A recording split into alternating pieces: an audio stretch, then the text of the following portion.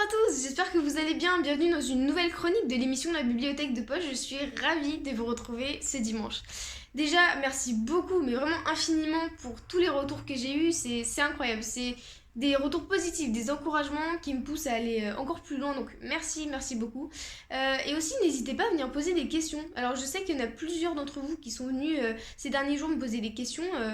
Par exemple, qui commencent à lire et qui ne savent pas par quoi commencer, ou d'autres qui cherchent des nouveaux thèmes de lecture, donc surtout, n'hésitez pas, je suis disponible.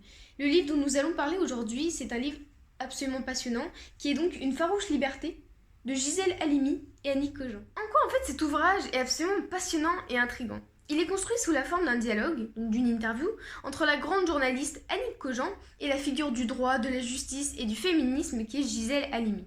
On découvre son enfance, son quotidien, ses combats dans les tribunaux et comment ils ont été menés, ses rencontres aussi avec les grandes figures de la société, que ce soit des présidents, des philosophes ou encore Simone Veil, Simone de Beauvoir, etc.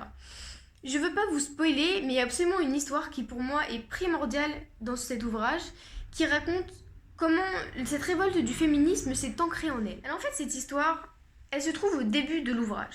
Et bon, bien que les combats dans les tribunaux et les figures avec les grandes rencontres, son association, ce soient des moments très importants, déjà je voudrais pas vous spoiler. Et ensuite, je pense que cette histoire pendant son enfance, c'est ce qui a forgé en fait son identité de féministe. Alors en fait, on a la petite Gisèle qui est dans sa famille en Tunisie, et on lui apprend, juste parce que c'est une fille, qu'elle est obligée de servir ses frères. Donc, elle doit cuisiner des repas pour eux, elle doit leur servir les repas, elle doit débarrasser leurs affaires, elle doit plier leurs draps. Et ça, c'est inconcevable pour Gisèle. Elle se dit, mais c'est pas parce que je suis une fille que je dois être inférieure à eux et que je dois les servir au quotidien. Donc, elle va entamer sa première révolte féministe. Donc, elle fait une grève de la faim pour obtenir, en fait, le fait que ses parents ne l'obligent plus à servir ses frères. Et ça va être, je pense, l'élément déclencheur qui va suivre tout au long de son enfance et puis de son adolescence, où elle va se dire pourquoi ? Parce que je suis une fille, j'ai pas le droit d'accéder au même statut que les hommes, et c'est ça qui va en fait être la ligne directrice de toute sa carrière.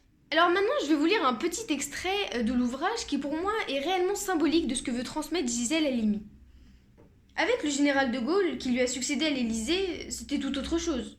Je suis allée le voir l'après-midi du 12 mai 1959 pour demander la grâce de 2 condamnés à mort lors du grand procès d'Al-Alia, en Algérie. C'était le nom d'un petit village dans lequel des insurgés algériens avaient tué une trentaine d'Européens. Cela avait fait grand bruit, donné lieu à une répression sans précédent, une succession de procès, la révélation d'actes de torture à grande échelle pour fausser la justice. L'État français voulait à coup sûr un verdict exemplaire. Et j'étais si nerveuse qu'en attendant mon confrère et complice Léo Matarasso, j'ai commandé un whisky sec dans un petit café du faubourg Saint-Honoré. Mon premier whisky, et d'ailleurs le dernier. Quand nous nous sommes présentés à l'Élysée et que le général m'est soudain apparu, il m'a semblé gigantesque. Il m'a tendu la main en me toisant. Et de sa voix rocailleuse, il a lancé « Bonjour, madame ». Il a marqué un temps. « Madame ou mademoiselle ?» Je n'ai pas aimé, mais alors pas du tout. Ma vie personnelle ne le regardait pas. J'ai répondu en le regardant bien droit. « Appelez-moi maître, monsieur le président. » Il a senti que j'étais froissée, et il a accentué sa courtoisie.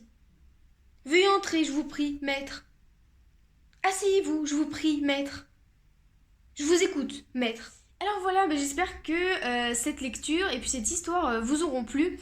J'espère que je vous ai donné envie de lire ce livre parce que c'est un livre absolument incroyable. Je connaissais déjà Gisèle Halimi avant de lire ce livre, mais lire son témoignage, lire son histoire, ça la rend tellement vivante et on a envie de participer à son combat. Et en fait, c'est ce qu'elle veut, c'est transmettre cette révolte féministe.